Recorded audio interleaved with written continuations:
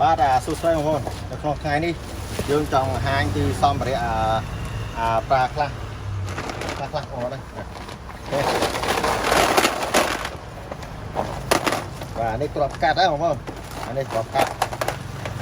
មានຂະຫນាតវាមានຂະຫນាតមានលេខ 0.1 បាទ 0.1 0.5 មីលី7អញ្ចឹងសម្រាប់បងប្អូនដែលចង់បានគ្រាប់កាត់មិនថាຂະຫນាតប៉ុណ្ណាទេយើងមានគ្រប់ណានៅខាងយើងមានគ្រប់ដើម្បីបងប្អូនចង់បានសម្រាប់ CNC កាត់ដែកក្រាស់ស្ដើងអី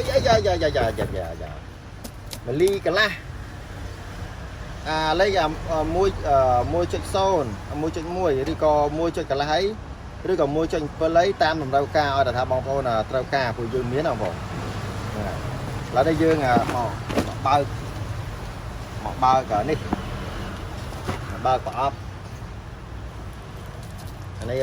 កាត់ដែក P80 បាទម្សិលមិញយើងផ្ញើទៅខាងជីមន់ថ្ងៃទី25ប៉ុន្តែថ្ងៃទី25ថ្ងៃនេះគាត់តែបើអត់ទាន់បានម្សិលមិញចឹងវាមានការយឺតយ៉ាវបន្តិចតួច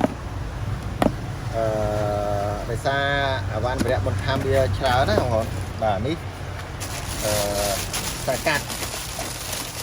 P80 បាទ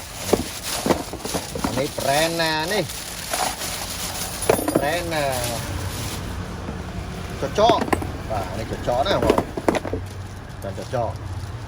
អានេះស៊ីនណាអត់ copy ទេស៊ីនធន់នឹងការប្រើប្រាស់បានយូរបងបាទផ្លែកអញ្ចឹងក្នុងមួយឈុតរបស់វាហ្នឹងបាទកុំឲ្យគេកោមានតែអានេះទៀតបងប្អូនណាបាទអញ្ចឹងមានតែអាក្បាលស្ពាន់នេះបាទមានតែអាចេះទៀតទំនើបបាទអញ្ចឹងដាក់មកប្រហែលដាក់តែប៉ុណ្ណឹងបងណាបាទអត់ទុកទេបងប្អូនតកាយអាចតាក់ទងបានខាងដេប៉ូមេកំណាបបាទយើងជាយាមបម្រើអតិថិជនបាទឲ្យពេញចិត្តហ្នឹងហើយយើងអត់ទូលវិបាទហ្នឹងចេះ